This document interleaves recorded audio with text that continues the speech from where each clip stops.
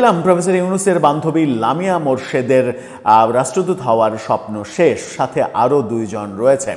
এই তথ্য নিয়ে আলোচনা করব। তার আগে একটু জানিয়ে দিই যে একটি মানবিক চ্যানেল ফুড ফর অল, যারা সাধারণ অসহায় মানুষের পাশে রান্না করা খাবার নিয়ে দাঁড়াতে চায়, তাদের কার্যক্রম শুরু করেছে মহান স্বাধীনতা দিবস উপলক্ষে।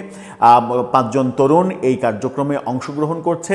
সাধারণ মানুষ, অসহায় যারা ক্ষুধার্ত, তাদের জন্য রান্না করা খাবার পৌঁছে দিচ্ছে।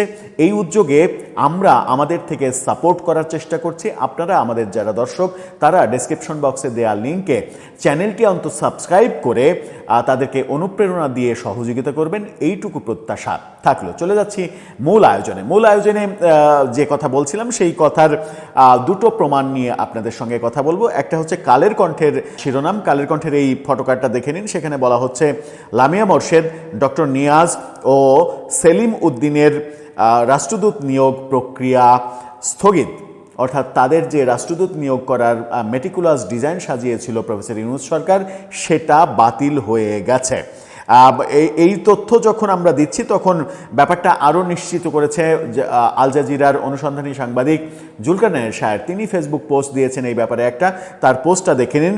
সেখানে তিনি বলছেন, লামিয়া মোরশেদ, ডক্টর নিয়াজ আহমেদ খান ও সেলিম উদ্দিনের রাষ্ট্রদূত নিয়োগে বিগত অন্তর্বর্তী সরকারের শুরু করা প্রক্রিয়া স্থগিত করেছে বর্তমান সরকার। সদ্য সাবেক সরকারের প্রধান উপদেষ্টা ডক্টর মোহাম্মদ ইউনূসের দীর্ঘদিনের ঘনিষ্ঠ সহযোগী, যাকে অনেকে বলেন খুবই ক্লোজ বান্ধবী, ও এসডিজি বিষয়ক সাবেক মুখ্য সমন্বয়ক লামিয়া মোরশেদ, ঢাকা বিশ্ববিদ্যালয়ের সাবেক ভিসি ডক্টর নিয়াজ আহমেদ খান এবং সাবেক সচিব সেলিম উদ্দিনকে আর রাষ্ট্রদূত করা হচ্ছে না। এই তথ্য জুলকারনাইন শাহের নিশ্চিত করছেন। এই তথ্য যখন তিনি দিচ্ছেন, তখন কালের কণ্ঠ কি বলছে?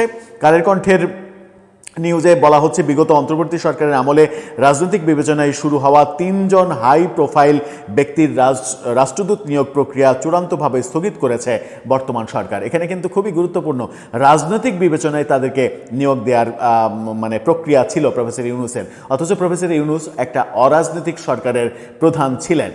লামিয়া মোরশেদকে কেন সরকারে আনতে হবে, কেন তাকে সরকার থেকে চলে যাওয়ার পরে আবার রাষ্ট্রদূত বানাতে হবে? এতে তার স্বার্থ কি? নিজের স্বার্থ তো সম্পূর্ণভাবে উদ্ধার করে গেছেন, সাথে নিজের যারা তাদের ওই মেটিকুলাস ডিজাইনে যারা সহযোগী ছিলেন, তাদেরকে নানাভাবে পুনর্বাসিত করার যে প্রক্রিয়া, অর্থাৎ নিজেদের স্বার্থ উদ্ধারের যে প্রক্রিয়া, সেই প্রক্রিয়া বন্ধ হয়ে গেছে। সদ্য সাবেক উপদেষ্টা ডক্টর মোহাম্মদ ইউনূসের সহযোগী লামিয়া মোরশেদ এবং 3 জনের কথা বলছিলাম। চলতি মাসের শুরুতে পররাষ্ট্র মন্ত্রণালয়ে আয়োজিত এক উচ্চ পর্যায়ের বৈঠকে এই সিদ্ধান্ত গ্রহণ করা হয়েছে। ডক্টর ইউনূসের দীর্ঘদিনের সহকর্মী ও এসডিজি বিষয়ক সাবেক মুখ্য সমন্বয়ক লামিয়া মোরশেদকে নেদারল্যান্ডসে বাংলাদেশের রাষ্ট্রদূত হিসেবে নিয়োগ দিতে গত বছরের নভেম্বরে তোড়জোড় শুরু করেছিল ইন্টারিম গভর্নমেন্ট। নেদারল্যান্ডসের রাষ্ট্রদূত করা হবে তাকে। লামিয়া মোরশেদের আগ্রহের পরিপ্রেক্ষিতেই তাকে ইউরোপের এই গুরুত্বপূর্ণ দেশে পাঠানোর প্রস্তাব পাঠানো হয়েছিল। তবে নেদারল্যান্ডস সরকারের পক্ষ থেকে সেই প্রস্তাবের কোনো ইতিবাচক সাড়া শেষ কার্যদিবস পর্যন্ত ইউনূস প্রশাসন পায়নি। অর্থাৎ প্রফেসর ইউনূস সরকারের আবেদনে নেদারল্যান্ডস সরকার কোনো সাড়া দেয়নি। বর্তমান সরকার ক্ষমতায় আসার পর এই প্রস্তাবটি বাতিল করে থাইল্যান্ডে নিযুক্ত পেশাদার কূটনীতিক ফায়াজ মুর্শিদ কাজীকে নেদারল্যান্ডসে বাংলাদেশের নতুন রাষ্ট্রদূত নিয়োগ করা হয়েছে। ইতিমধ্যে ডাচ সরকারের পক্ষ থেকে এগ্রিমোর ইতিবাচক জবাব পেয়েছে পররাষ্ট্র মন্ত্রণালয়। আগামী মে-জুনে জাতিসংঘ সাধারণ পরিষদের সভাপতি নির্বাচনের পর তিনি হেগে যোগদান করবেন। ঢাবির সাবেক উপাচার্য নিয়াজ আহমেদ খানকে শুরুতে ডেনমার্কে পাঠানোর প্রস্তাব করা হলেও পরবর্তীতে রাজনৈতিক বিবেচনায় তাকে ইরানের রাষ্ট্রদূত নিয়োগ করার প্রক্রিয়া চলছিল। ইরানের রাষ্ট্রদূত, মুসলিম দেশ, কি জন্য ইরানের রাষ্ট্রদূত নিয়োগ করা হবে খুব সহজেই বোঝা যায়। ধর্মভিত্তিক একটা সংগঠনের লেজুর ভিত্তি করা এই নিয়াজ মাহবুব, তিনি ভিসি নিয়োগ হওয়ার পরেই ঢাকা বিশ্ববিদ্যালয়ে কি মেটিকুলাস সব কাজ কারবার করেছেন, সেগুলো তো আমরা দেখেছি। এবং সেই সুবিধা আদায় করার জন্য তিনি ভিসির জায়গা থেকে পদত্যাগ করেছিলেন, পদত্যাগপত্র জমা দিয়েছিলেন, এরকম দৃশ্য আগের সরকার থাকতেই আমরা দেখেছিলাম। উদ্দেশ্য ছিল রাষ্ট্রদূত হিসেবে চলে যাওয়ার, সেটা হচ্ছে ইরানে। রাষ্ট্রদূত হিসেবে নিয়োগের প্রক্রিয়া শুরু হয়েছিল তার।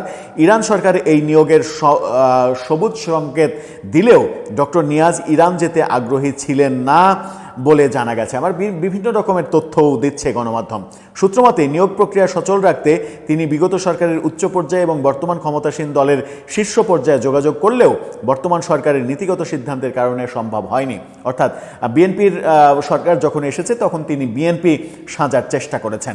এর আগে ইউনূস সরকার যখন ছিল তার বিরুদ্ধে অভিযোগ ছিল তিনি জামাতের একনিষ্ঠ কর্মী।